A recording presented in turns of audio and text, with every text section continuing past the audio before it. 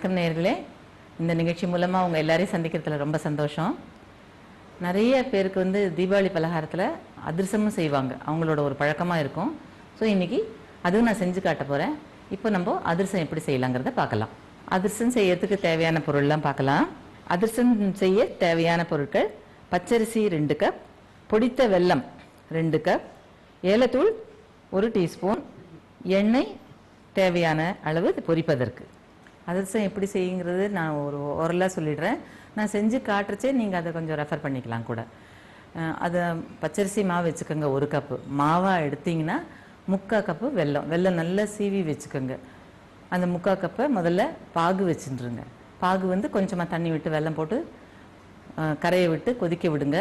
கொதிச்ச பாகு நான் பாகு பதம்லாம் காட்டுறேன், உங்களுக்கு கவலைப்படாதீங்க. கொஞ்சமாக தண்ணியில் போட்டு பாருங்கள். எடுத்து உருட்டுற பதம், ரொம்ப கெட்டி பதம் வேண்டாம். கொஞ்சம் கொலன்றதுல தக்காளி பதம்னு சொல்லுவோம் இல்லையா, அதை மாதிரி எடுத்து லேசாக உருட்டுற பதம் வந்தால் போகிறோம். அப்போ அந்த பாகை எடுத்துட்டு மாவை வந்து ஒரு பவுலில் போட்டு வச்சுக்கோங்க.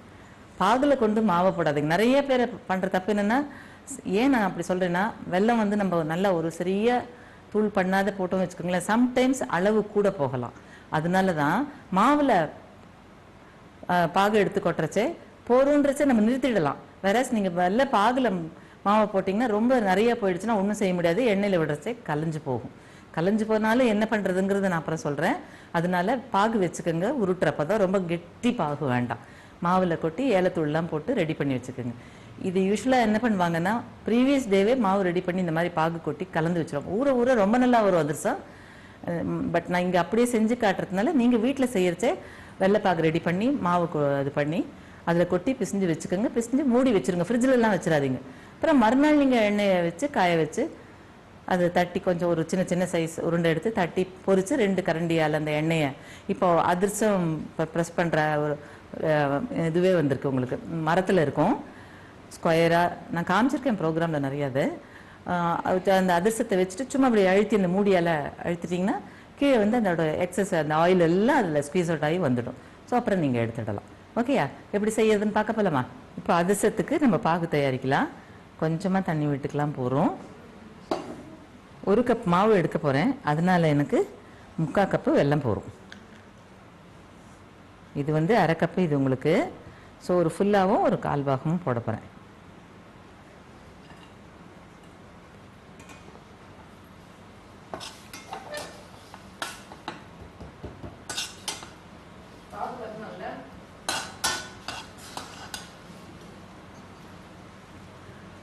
நான் இந்த பவுலில் 1 கப் மாவு போட்டுடுறேன்.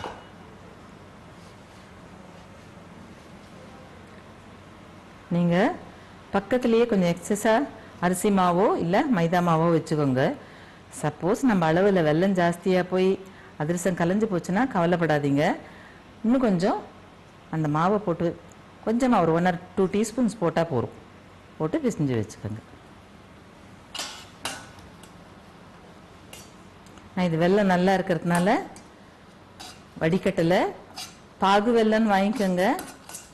முதல்ல நல்லா கரைஞ்சி கொதிக்கிறச்சே உடனே வடிகட்டிடுங்க. ரொம்ப நாளைக்கு கழிச்சு பண்ணிங்கன்னா வெள்ளெல்லாம் வேஸ்ட்டாக போயிடும். பாகு வந்துடும், டைம் வந்துடும், சீக்கிரம் வந்துடும் வெள்ளை பாகு நம்மளுக்கு.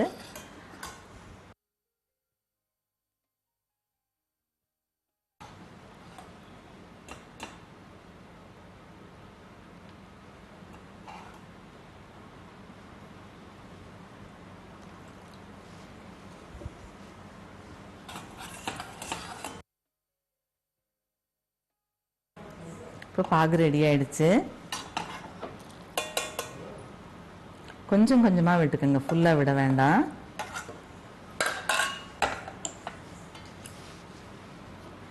கொஞ்சம் ஏலத்தூள் போட்டுக்கலாம். பாகில் போட வேணாம், சப்போஸ் நம்மளுக்கு மிஞ்சி போச்சுன்னா வேஸ்ட் ஆகிடும். அது மாவுலையே போட்டுக்கோங்க. நீங்கள் நான் வச்சுருக்கிறவெல்லாம் கரெக்டாக ஆகிடுச்சு. ஸோ நான் எல்லாத்தையுமே போட்டுவிட்றேன். ஓகே?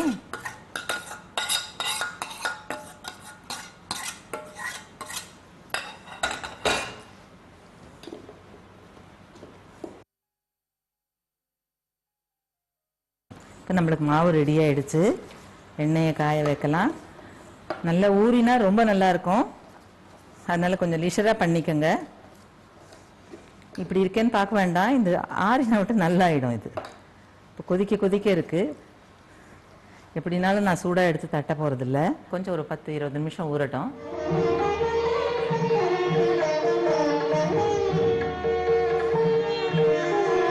நல்லா இப்படி தட்டிக்கங்க. அப்புறம் கொஞ்சம் கீழேயும் எண்ணெயும் நெய்யோ தடவிக்கங்க.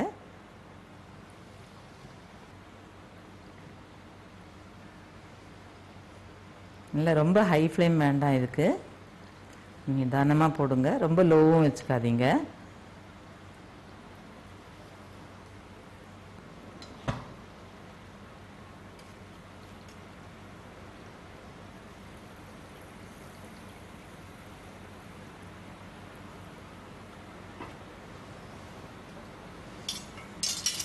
இன்னொரு ஸ்வீட் பார்க்கலாம். சிரோட்டின்னு ஒரு ஸ்வீட்டு. இதுக்கு தேவையான பொருள்லாம் படிச்சிடுறேன், நோட் பண்ணிக்கோங்க. சிரோட்டிக்கு தேவையான பொருட்கள்: மைதா 1 கப், அப்புறம் திருப்பி மைதா வந்து 2 டேபிள் ஸ்பூன். எழுதிக்கோங்க, அது எதுக்குங்கிறது பின்னாடி சொல்கிறேன். நெய் 1/4 கப், சர்க்கரை தூள் மிக்சியில் பவுடர் பண்ணிக்கலாம் நீங்கள், 1/2 கப், 1/2 கப். ஓகே. பொரிக்கிறதுக்கு நெய் அல்லது ரிஃபைண்ட் ஆயில் பொரிக்கிறதுக்கு சாமான்லாம் நோட் பண்ணி வச்சுருப்பீங்க. செய்முறைக்கு போகலாமா? இந்த மைதா மாவு கொடுத்துருக்கேன் இல்லையா, இதை வந்து நீங்கள் 3 பங்காக சும்மா தோராயமாக, அது கொண்டும் கப்பிலெல்லாம் அதை எடுத்து அளக்க வேண்டாம், 3 பாகமாக பிரிச்சுக்கோங்க. ஒரு பாகத்துக்கு லைட் பிங்க் கலர் யூஸ் பண்ணிக்கோங்க.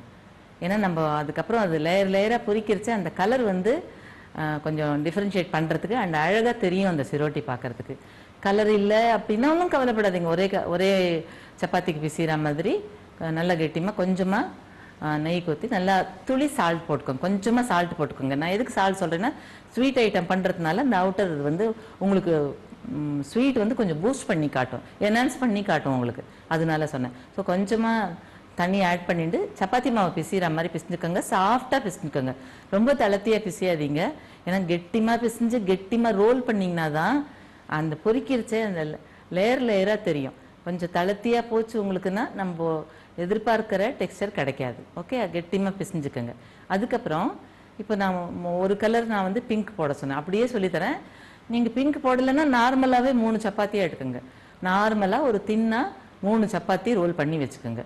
ஒரு சப்பாத்தியை அந்த கல் மேலே பேஸில் வச்சுட்டு அது மேலே தனியாக ஒரு 2 டேபிள் ஸ்பூன் மைதான்னு சொன்னேன் பார்த்தீங்களா, அதையும் இந்த 1/4 கப்பு நெய்யும் சேர்த்து நல்லா குழச்சி வச்சுக்கோங்க. அதுக்கு குழச்சிக்கிறதுக்கு மைதா வேணாலும் போட்டுக்கலாம், சோள மாவு வேணாலும் ஆட் பண்ணிக்கலாம், இல்லை அரிசி மாவு வேணாலும் ஆட் பண்ணிக்கலாம், எது வேணாலும். நம்ம இதே வச்சு யூஸ் பண்ணுறதுனால இது ஈஸிலி எடுத்த உடனே போட்டுக்கலாமே. நான் மைதாவே தான் போட்டிருக்கேன், நல்லாயிருக்கும் உங்களுக்கு. அதையும் நெய்யும் சேர்த்து நல்லா குழச்சி, அது பேர் பதர்னு பேர், குழச்சி அது வச்சுக்கோங்க. இப்போ ஒரு சப்பாத்தி உங்களால் ரொம்ப தின் வேண்டாம், நார்மல் கனமாக இடாதீங்க, நார்மலாக தின்னாக இட்டுக்கோங்க. இட்டுட்டு இது ஒரு டீஸ்பூன் அப்படியே அந்த சப்பாத்தி மேலே அப்ளை பண்ணிக்கோங்க. ஓகேயா? திருப்பி இது மேலே இன்னொரு சப்பாத்தி போட்டுக்கோங்க. கொஞ்சம் ஜென்டிலாக ப்ரெஸ் பண்ணிவிட்டு அகெயின் ஒரு டீஸ்பூன் இந்த பதரை நல்லா அப்ளை பண்ணிக்கோங்க. நல்லா நெய் மாதிரி வரும் அது, நீங்கள் குழச்சி எடுத்திங்கன்னா நல்லா அப்ளை பண்ணிவிட்டு அந்த செகண்டு தான் வந்து நான் பிங்க் கலர் சொல்லியிருக்கேன். ஸோ 2வது போடுறச்சே பிங்க் கலர் போட்டுக்கோங்க. இது மேலே பதர் அப்ளை பண்ணிடுறோம். அண்ட் 3rd சப்பாத்தி போட்டுக்கோங்க. இது மேலே கொஞ்சமாக பதர் யூஸ் பண்ணிக்கோங்க. மிச்சம் 2 சப்பாத்திக்கு போட்ட அளவு டாப் லேயர் வேண்டாம், கொஞ்சமாக போட்டு அதையும் நல்லா ஸ்ப்ரெட் பண்ணிக்கோங்க. பண்ணதுக்கப்புறம் நல்லா டைட்டாக ரோல் பண்ணிக்கோங்க.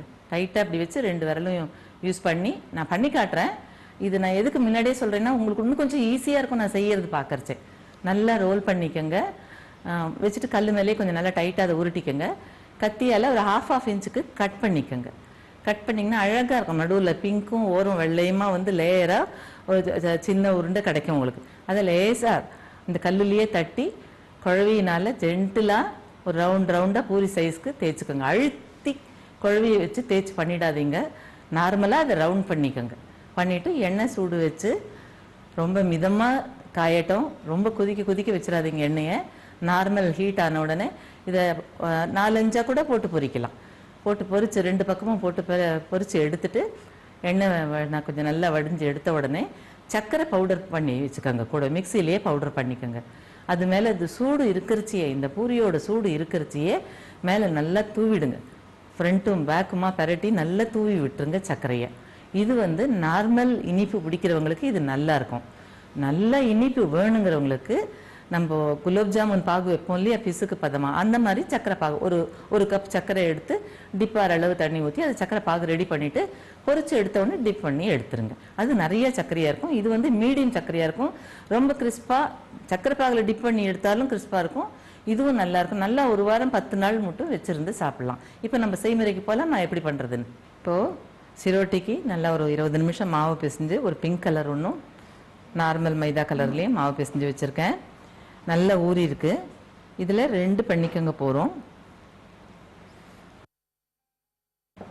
ஒரு 1 இன்ச்சுக்கு உருண்டையாக வச்சுக்கோங்க. நல்லா இப்படி சப்பாத்தி மாதிரி பண்ணிக்கோங்க ரவுண்டாக. கொஞ்சம் தேய்ச்சிடலாம்.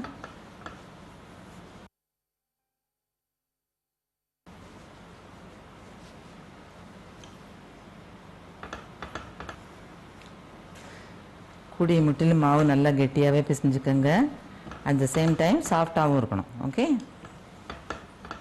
பிசைஞ்சு வச்சு மூடி வச்சுடுங்க. ஒரு மெல்லிஸ் வெட் கிளாத்தால் மூடி வச்சுட்டிங்கன்னா ட்ரை ஆகாத இருக்கும்.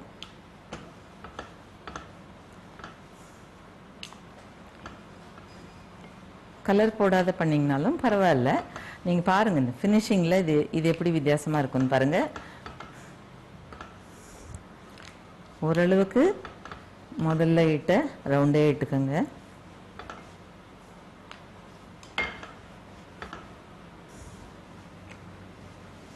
ஒரு ஒயிட்.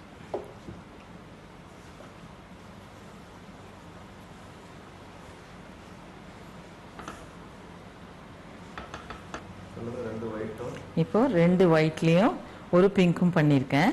இதில் நம்ம கொஞ்சம் மைதாவும் நெய்யும் சேர்த்து இப்படி குழைச்சி வச்சுருக்கேன். இதை இங்கே அப்ளை பண்ண போகிறோம் நம்ம. ஓகே,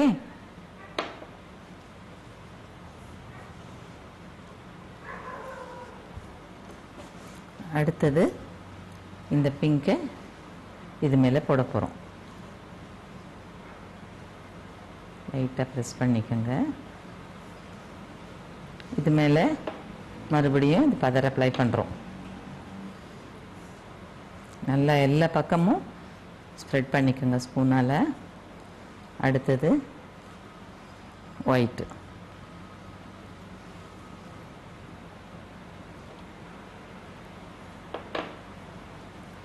இல்லை ரொம்ப மிச்சம் 2 லேயருக்கும் தடவின மாதிரி ரொம்ப அதிகமாக வேண்டாம். கொஞ்சம் தடவிக்கோங்க போதும். மற்றதுக்கு 1.5 டீஸ்பூன் யூஸ் பண்ணிங்கன்னா இதுக்கு 1 டீஸ்பூன் போட்டுக்கோங்க போதும். இதை ரோல் பண்ணணும்.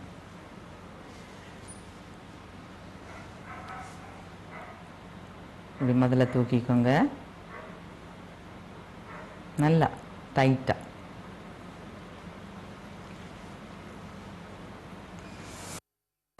இதை இப்போ நல்லா ரோல் பண்ணியிருக்கோம்.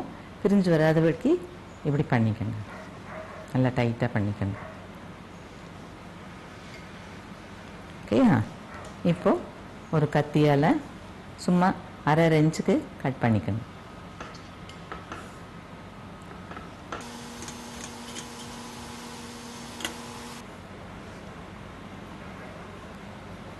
கொஞ்சம் ஷேப் பண்ணிக்கோங்க. ஸோ தட் குழவியால் சும்மா லேசாக மேலே ஒரு வாட்டி கீழே சைடில் ஒரு வாட்டி தள்ளினா ஒரு ரவுண்டாக வந்துடும் நம்மளுக்கு.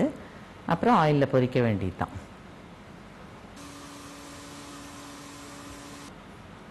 சும்மா ஜென்டிலாக இது ரவுண்டாக அப்படியே தள்ளினீங்கனாலே வந்துடும். நான் ஒன்றுமே பண்ணல பாருங்கள், இப்படி நீட்டாக இருக்கிறத பண்ணுறேன்.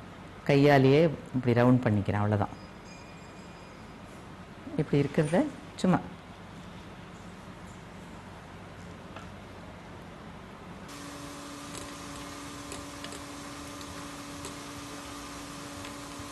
சும்மா ஒரு ஜென்டிலாக ப்ரெஸ் பண்ணி ரவுண்ட் ஆக்கிக்கோங்க. ஸோ தட் இந்த கலர் பார்த்தீங்களா, அதனால தான் நான் பிங்க் கலர்னு சொன்னேன். எனக்கு பிங்க் பிடிச்சிருந்தது, ஒயிட்டுக்கு பிங்க் நல்லாயிருக்கும்னு. நீங்கள் வேணுன்னா ஆரஞ்சு யூஸ் பண்ணிக்கலாம். இதுக்கு கரெக்டாக என்ன கலர் வருதோ அதை பார்த்துக்கோங்க. இது நல்லா ஒரு ரோஸ் ஃப்ளவர் மாதிரி ஒரு லுக் இருக்கும் பார்க்குறதுக்கு. அதனால தான் நான் பவுடர் கலர் வேண்டாம், லிக்விட் யூஸ் பண்ணிக்கோங்கன்னு சொன்னேன். ஓகேயா? கொஞ்சம் பொரிக்கிறச்சே பிரிஞ்சு வரும், அதனால பரவாயில்ல, நீங்கள் கவலைப்பட வேண்டாம். நல்லா கிறிஸ்பாக இருக்கும், அவ்வளோதான். நம்ம பொரிச்சு எடுக்க வேண்டியது தான் இதை. நீங்கள் வந்து கொஞ்சம் பெரிய இழுப்பு சட்டி வச்சுட்டு கொஞ்சம் நிறைய எண்ணெய் வச்சு நிறைய கூட போட்டு பொரிச்சு எடுக்கலாம்.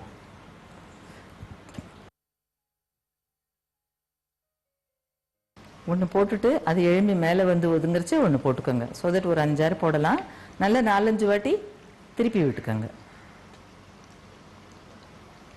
இப்போ இது நல்லா ஃப்ரை ஆகிடுச்சு பாருங்கள். நான் என்ன பண்ண போகிறேன், இதில் போடலாம், பட் வேண்டாம். இது ஆயில் ஆஃப் பண்ணிவிட்டு நல்லா ஃபில்டர் பண்ணி எடுத்துட்டு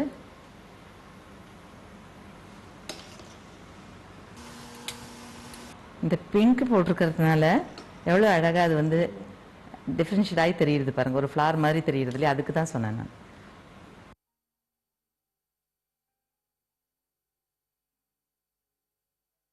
விதவிதமா சமைங்க, அனுபவிச்சு சாப்பிடுங்க.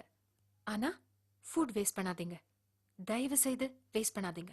சக்தி மசாலா. இதை பார்க்க போகிற ஐட்டம் தோடா பர்ஃபி. இது ஒரு பஞ்சாபி டிஷ். இது ஸ்வீட்டு, நிறைய ஃபெஸ்டிவலுக்கு அவங்க பண்ணுவாங்க. எனக்கு உங்ககிட்ட இதை செஞ்சு காமிச்சு உங்களோட ஷேர் பண்ணிக்கணும்னு ஆசை. இதுக்கு தேவையான பொருள்லாம் பார்த்துடலாம். அதுக்கப்புறம் வந்து நான் எப்படி செய்யறதுன்னு கொஞ்சம் ஷார்ட்டாக சொல்கிறேன். அப்புறம் செஞ்சு காட்டுறச்சே நீங்கள் அதை ரெஃபர் பண்ணிக்கோங்க. தோடா பர்ஃபி செய்யறதுக்கு தேவையான பொருட்கள்: பால் 4 cup, heavy cream full cream 1.5 cup, 1.5லேருந்து 2 கப் போட்டுக்கலாம். கோதுமை ரவை 3 டேபிள் ஸ்பூன், சர்க்கரை 2 கப், கோகோ பவுடர் 2 டீஸ்பூன், முந்திரித்தூள் 1 கப், பாதாம் தூள் 1 கப், நெய் 1 டேபிள் ஸ்பூன். இது நம்ம எப்படி செய்யறதுன்னா, இந்த நெய் இதுக்கு நெய்லாம் நிறையலாம் ஒன்றும் வேண்டாம். நெய் இல்லை, எண்ணெய் இல்லை, ஒரே ஒரு டேபிள் ஸ்பூன் நெய்யில் இந்த கோதுமை ரவையை நல்ல வாசனை வர அளவுக்கு நிதானமான தீயில் வறுத்து எடுத்து வச்சுக்கணும். ஒரு நான்ஸ்டிக் பேனோ இல்லை திக்கு நம்ம frying pan, cooker, pressure pan கூட எடுத்துக்கலாம். அதில் கூட நீங்கள், ஏன்னா கொஞ்சம் பேஸ் வந்து கனமாக இருக்கணும். அதில் பால் போட்டுக்கோங்க.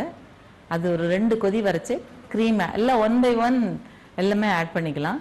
க்ரீம் போட்டுக்கோங்க. திக் ஹெவி க்ரீம் கொடுத்துருக்கேன் இல்லையா, அதை ஆட் பண்ணிக்கோங்க. அதையும் கலந்து விடுங்க. அது கலந்து கொஞ்சம் கொதிக்க ஆரம்பித்ததுக்கப்புறம் சர்க்கரை போடுங்க. சர்க்கரை கரையிட்டோம், கொதிக்க ஆரம்பித்து கொஞ்சம் ரெடியூஸ் ஆகும், கண்டென்ஸ் ஆகி கொஞ்சம் கெட்டியாக சதன்னு கொதிக்க வரைச்சி கோதுமை ரவை ஆட் பண்ணிக்கோங்க. இதோட மெயின் இன்க்ரீடியண்ட்டே கோகோ பவுடர் தான். ஏன்னா அவங்க ஒரு டார்க் ப்ரௌனாக தான் இந்த கேக் ரெடி பண்ணிப்பாங்க. இதோட இன்னொரு ஷார்ட் ஃபார்ம் சாக்லேட் ஃபட்ஜுன்னு கூட சொல்லலாம். பட் இது ரொம்ப மெயினாக அவங்க பண்ணுறது வந்து ஃபங்க்ஷனுக்கு தோடா பர்ஃபின்னு தான் பண்ணுறாங்க. ஸோ நம்ம சாக்லேட் பவுடர் ஆட் பண்ணிட்டோம். என்ன மெஷர்மெண்ட் கொடுத்துருக்கேன்னு அதை ஆட் பண்ணிக்கோங்க. எல்லாமே கொதித்து கெட்டிமாக வரைச்சே பாதாம் முந்திரி பவுடர் பண்ணி வச்சுருக்கீங்க இல்லையா, அதை ஆட் பண்ணிக்கோங்க. நல்லாவே சுருண்டு வரைச்சே, ரொம்ப கெட்டிமாக எடுத்து கொட்டாதீங்க. ஓரத்துலலாம் ஒட்டாத வரைச்சே தட்டில் நல்லா நெய் தடவிட்டு இதை கொட்டி சமப்படுத்திட்டு ஸ்லைஸ் போட்டுக்கோங்க. சாப்பிட்டு என்ஜாய் பண்ணுங்கள். இப்போ வந்து நம்ம செய்முறைக்கு போயிடலாம். ஃபஸ்ட்டு நம்ம ஒரு 2 டீஸ்பூன் கீ எடுத்துட்டு அதில் இந்த கோதுமை ரவையை நான் கொடுத்துருக்கிற மெஷர்மெண்ட்லேருந்து பாதி தான் செய்கிறேன். அதனால் நீங்கள் எவ்வளோ வேணுமோ அதுக்கேற்ற மாதிரி பார்த்துக்கோங்க.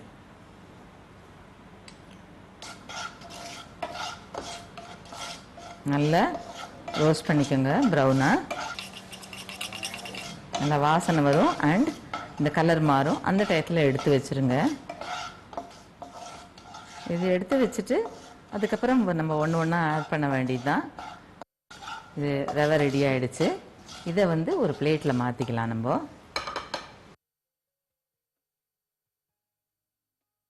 இப்போது பால் எடுத்துக்கலாம்.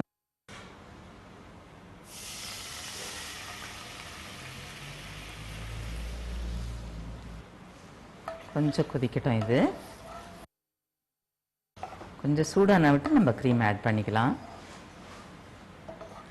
சம்டைம்ஸ் இந்த க்ரீம் கொஞ்சம் ஓல்டு ஸ்டாக்காக இருந்தோ, பால் கொஞ்சம் பழைசாக வச்சுருந்தீங்களோ, கர்டுலாகிறதுக்கு, தட் மீன்ஸ் திரிஞ்சு போகிறதுக்கு சான்ஸ் இருக்குது. பயப்படாதீங்க, ஒன்றும் இல்லை. தொடர்ந்து அப்படி கலரிட்டே இருங்க, ஒன்றும் செய்ய வேண்டாம். இப்போ எனக்கு இது சூடாகிடுச்சு.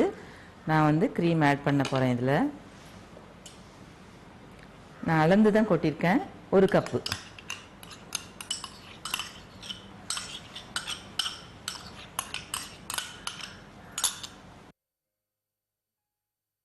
இப்போ சர்க்கரை வந்து நம்ம இந்த கப்பில் 2 கப்பு பால் எடுத்தோம் இல்லையா, ஸோ 1 கப்பு சர்க்கரை போதும், அவ்வளோ போதும். அப்போ தான் உங்களுக்கு நல்லா சாஃப்டாக வரும். கொஞ்சம் கொதிக்கட்டும், கொஞ்சம் ரெடியூஸ் ஆகட்டும். இது கொதிச்சிட்ருக்கு. நான் எடுத்த கப்பில் 2 கப் பால் எடுத்தேன் இல்லையா, அதனால் 1 கப் சர்க்கரை போடுறேன்.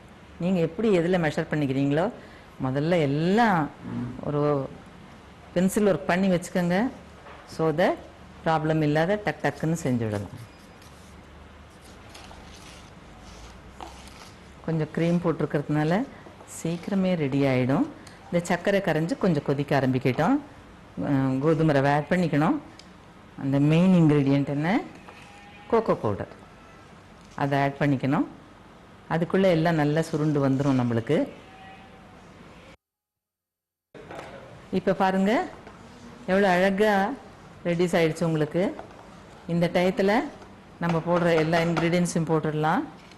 கோதுமை ரவையை போட்டுடலாமா, அப்புறம் முந்திரி,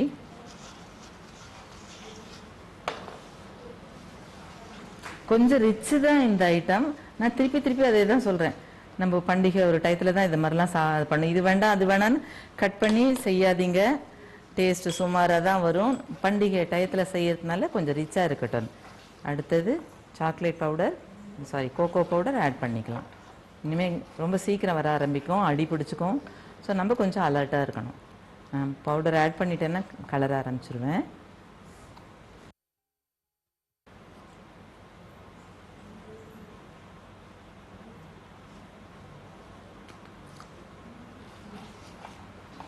கலர் பார்த்துட்டு போட்டுக்கோங்க, ரொம்ப ஓவராக வேண்டாம். கரெக்டாக இருக்குது, இது போதும் நம்மளுக்கு.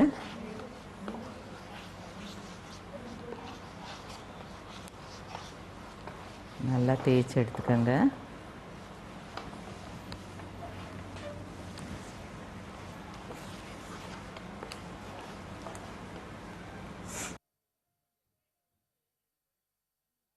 இப்போ பாருங்க எல்லாம் ரெடி ஆயிடுச்சு. நம்மளுக்கு அழகாக சுருண்டு நல்லா வந்துடுச்சு.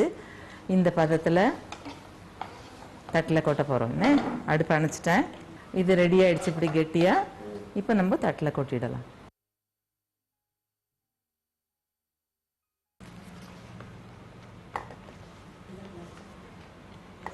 கொஞ்சம் ஆற விடுவோம்.